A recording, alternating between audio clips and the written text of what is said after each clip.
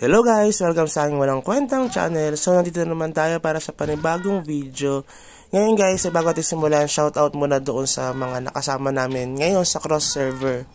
Siya ay si Boss Kaiju08, no? Sabi niya viewers daw natin siya dito sa ating YouTube channel. Although unti na lang ang nanonood dahil nga syempre nababawasan ng mga players. Pero shoutout sa inyo dahil patuloy pa rin kayong nanonood dito sa aking walang kwentang channel. Anyway, reference lang naman ito. Pwede nyo gawing guide. Pwede namang hindi, no? Para magkaroon lang kayo ng idea kung paano ba pwedeng palakasin yung GL natin. Although hindi tayo ganun kalakas sa sakto lang. Nakakasabay lang tayo doon sa To think guys na sabihin na lang natin na tayo ay server 144. Dulong-dulo tayo ng aming server sa cross server at saka sa local server. Pero tayo ay nasa top 15 sa aming local server. Ibig sabihin tayo yung top 1 doon sa server ng 144. Alam niyo ba ang nakakatuwa kay Monarch? Although may mga hindi rin naman nakakatuwa kay Monarch, no? Pero marami pa rin na nakakatuwa dito kay Monarch. Ay palaging may bagong update. Okay? So tayo ay lilipat na ng class ay ng pangalan nito ng guild.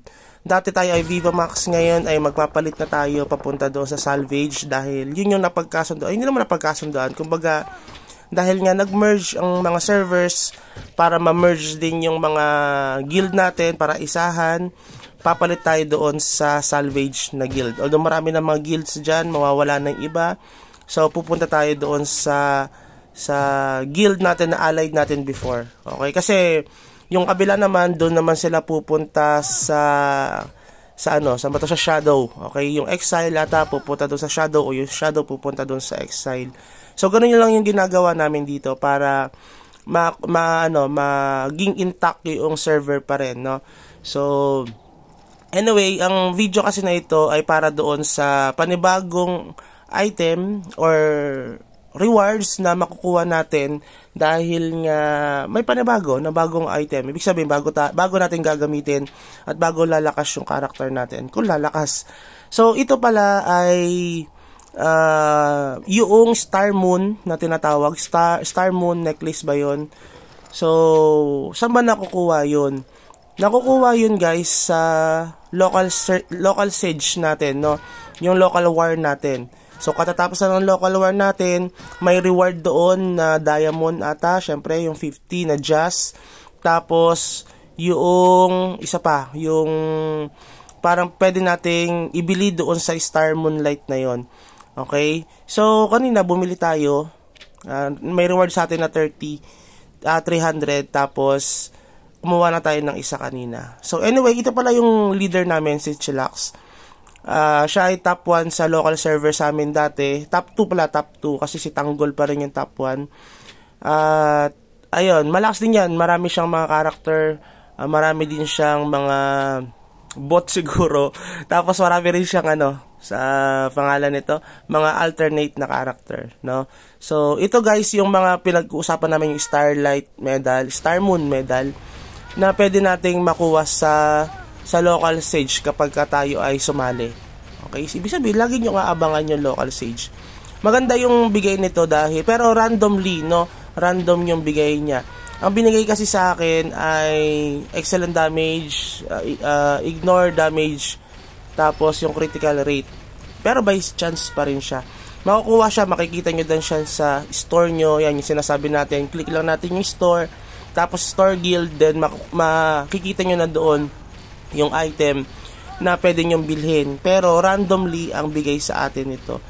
Yun ang maganda kay Monarch dahil syempre, yan yung mga nakikita nyo. Maganda kay Monarch dahil lagi siya nag-update. Hindi man weekly or every 2 weeks or 3 weeks, at least kahit paano nag-update siya. May panibago tayong aabangan, may panibago tayong gagawin, no?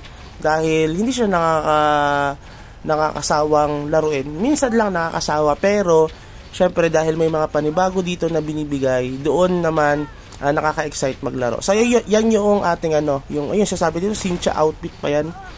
So yan yung bigay sa atin. Ang ganda, 'di ba? May double attack damage, pala hindi pala critical, double attack damage, defense ignore at saka excellent damage. So random ko lang yan nakuha. Random din makukuha sa inyo yan kapag bumili kayo doon sa guild store. So, lagi tayo sumali sa local war at meron tayo makukuhang reward. So, yan no, yan yung pinapakita ko sa inyo. Yan, na Star Moon na yan. Randomly, mabibigay yan. Meron damage na additional, meron din mga options na bigay sa atin. Okay guys, pwede kayong maglaro lang maglaro. Kung ayaw nyo na, pwede naman kayong mag-quit or mag-stop muna. Diba? So, sabi nga, hiatus lang ang paglalaro ng MU Monarch kapag medyo napapagod ka, just AFK, then basta wag lang maiwan sa level. Yung iba kasi kaya nananawa sa paglalaro ng MU Monarch kasi kumbaga parang nauunahan na sila ng mga iba pang mga spender o malalakas. Okay, gusto kasi lagi nila mag number 1. Actually, mahirap naman kasi talaga mag number 1 lalo kung hindi ka spender. So, ang gagawin nyo lang, maglaro lang, then enjoy. Okay, kapag nahuli ka kasi sa pa-level, kunyari, 3 araw kang hindi nakapagpa-level o nakapag-AFK, minsan tatama rin ka kasi naunahan ka na ng mas mababa sa'yo. Pero AFK lang, gano'n lang talaga. And PK ka, kung gusto mo makipag-PK, makipag-PVP ka. So, tayo, patuloy lang tayo maglalaro at magbibigay tayo ng mga content sa Grow Lancer at sa iba pang mga class kung sakali man. Kung tayo ay magsiswitch ng class sa Slayer. So kung umabot ka pala sa video na ito, please consider like and subscribe para sa ating lumalaking channel, no? Kung lumalaki talaga. So yun lang siguro and have a good day. Bye bye.